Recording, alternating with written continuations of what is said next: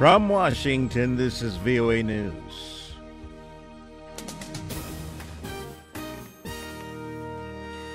I'm Tommie McNeil reporting. Explosions hit two churches in Egypt Sunday, killing nearly 40 people, wounding dozens of others, as Coptic Christians celebrated Palm Sunday. Islamic State has claimed responsibility for the attacks. The first blast occurred in the Nile Delta north of Cairo. At least 27 people were killed there. Hours later, another explosion occurred at a church in Alexandria, killing at least 11 people. Pope Francis, the leader of the world's Roman Catholics, is scheduled to visit Cairo this month to express solidarity with Egypt's Christian community. Christians make up about 10% of Egypt's population. They've been repeatedly harassed by Islamic extremists. Former officials of U.S. President Barack Obama's administration are responding to criticism of Obama for not retaliating against Syria for a previous chemical weapons attack. The officials maintain Mr. Obama proposed strikes in 2013 against Syria similar to those ordered by Republican President Donald Trump, but were thwarted by Republican-controlled Congress that refused to agree with Obama's plan. The pushback to the criticism comes after Mr. Trump ordered the missile strikes against Syria for another chemical weapon attack without getting congressional approval.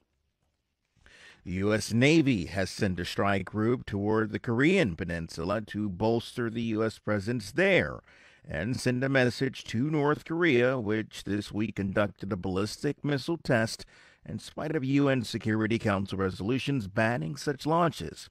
The strike group includes its namesake aircraft carrier, the USS Carl Vinson, as well as 3 guided missile destroyers. Pyongyang has repeatedly defied international warnings about conducting missile launches and testing nuclear devices. This is VOA News.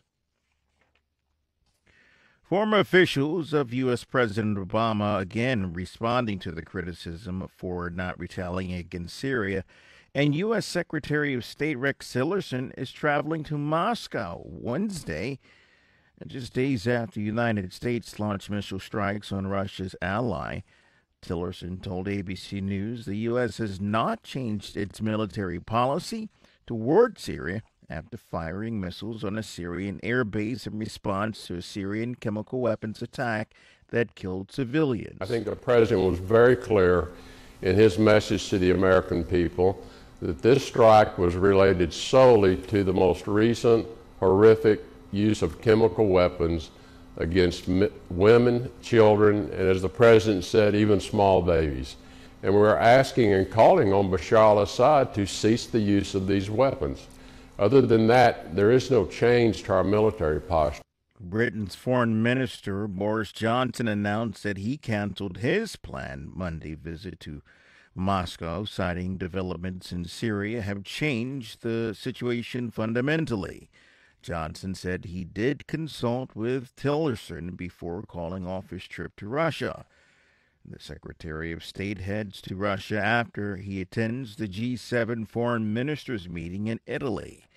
Police in Venezuela's capital fired tear gas and rubber bullets to disrupt thousands of anti-government protesters Saturday after President Nicolas Maduro's government barred an opposition candidate from holding office.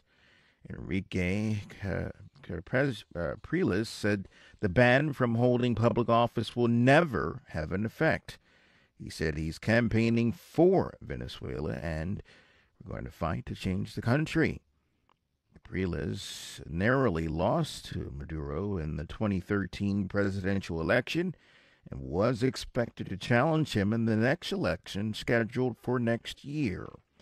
Afghan officials say 9 security personnel have been killed in a Taliban stronghold, while U.S. officials say an American soldier was killed while carrying out operations against the Islamic State group.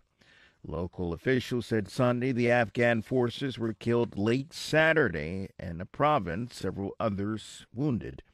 The casualties come just ahead of the spring fighting season when the Taliban steps up its battle against Afghan and coalition forces.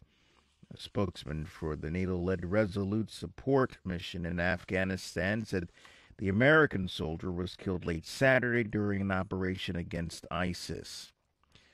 And the Philippine president, Rodrigo Duterte, told hundreds of World War II Filipino veterans Sunday in Manila and Washington should help each other on regional and global threats, recalling the two nations' alliance during the Second World War.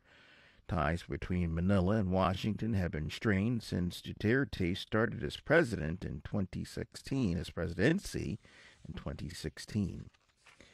I'm Tommie McNeil in Washington. That's the latest world news from VOA.